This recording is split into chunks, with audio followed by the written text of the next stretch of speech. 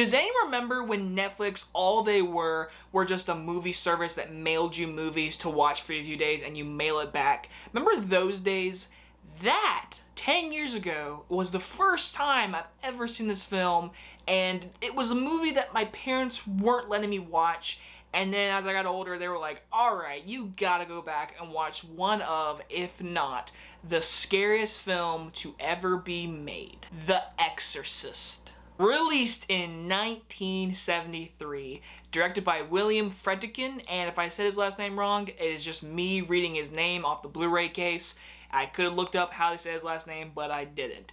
But this film was released in the early 70s, and this is the horror film that pretty much changed the game in horror. This film stars Ellen Bernstein, Jason Miller, and Linda Blair, and the story is about when a 12-year-old girl is possessed by a mysterious entity, her mother seeks the help of two priests to save her. So what is there really to say that hasn't been said about this movie? I did get recommended to review a classic horror film, and I just figured why not review the classics of the classic, and that is of course The Exorcist. And like I said in the very beginning, I mean, this film was just, it was everywhere. I mean, people were like talking about this movie and how it dealt with like certain Christian atheisms and dealt with like Christ and Jesus and beliefs, and the movie just goes deep into that dark path of just evolving around Christians and believability in God, and all of it, I admit, is amazing essay dive deep into, but this is not that kind of review.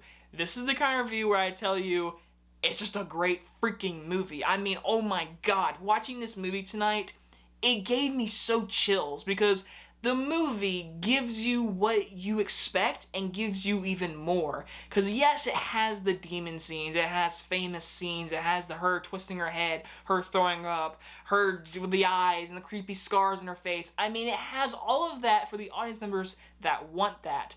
But this movie is deep down a character piece. Jason Miller, who does play the father in this movie, he is so good in this movie, and apparently Al Pacino is going to have this role. Marlon Brando was rumored. I mean, mega stars were like going for this role, and apparently Jason Miller, who just won a Tony acting in plays and stuff, came in and did an amazing job. And his character and what he goes through, dealing with him losing believability and then coming back to deal with this little girl, Reagan, who was nominated for Best Supporting Actress and in my opinion should have won. The girl who plays Reagan is out of this world amazing, because when we first meet her in the very beginning, her and her actress famous mom, Reagan's a nice little girl. She's a good daughter. She's a daughter. She does what she does. She's a little girl with a famous mom. And then once she starts getting very creepy and very weird and peeing on the floor and saying weird objects and starts crawling down the stairs backwards, then we get into the deeper scenes of this little girl is possessed. The direction and the cinematography is out of this world good. It puts you in this vibe of this house. Going inside of this house makes you feel icky. Even though the house isn't a huge thing, it's really going back up to that room where the girl is laying in the bed with the eyes, the scars, her hair, the blood, and like I said, those eyes, I mean, god dang it, man, it's creepy in my room right now.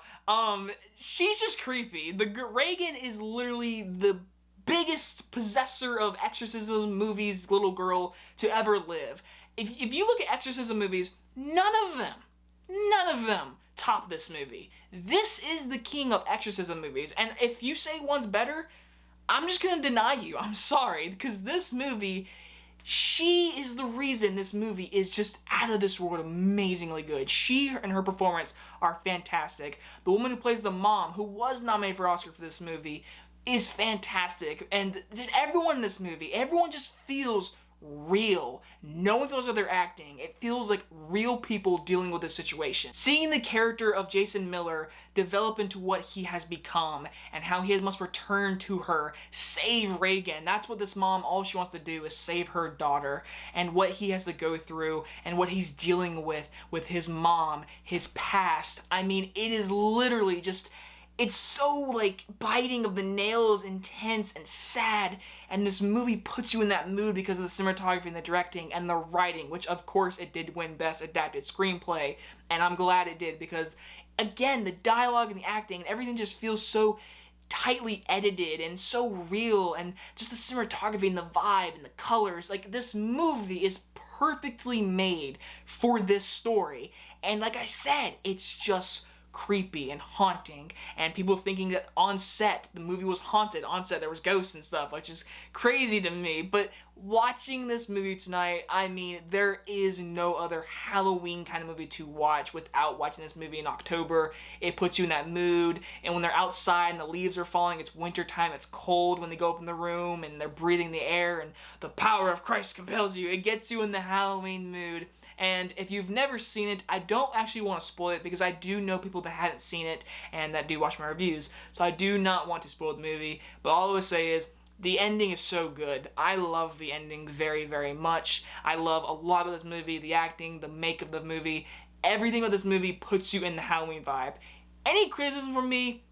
Honestly, it's just because it's just like a little bit outdated. There's a few times where the makeup looks a little or just some of the stuff looks very when she's twisting her head. You could totally tell there's like a fake body and her head's twisting around.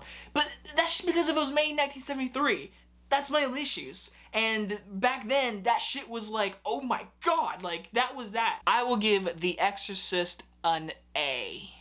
My mom still says today she will not sit down and watch this movie, and she will continue to say it is the scariest film ever made in her opinion. And to her credit, this movie is just very haunting. That is the word I can use. It's a haunting movie. It's a great one. If you've never seen it, what are you doing?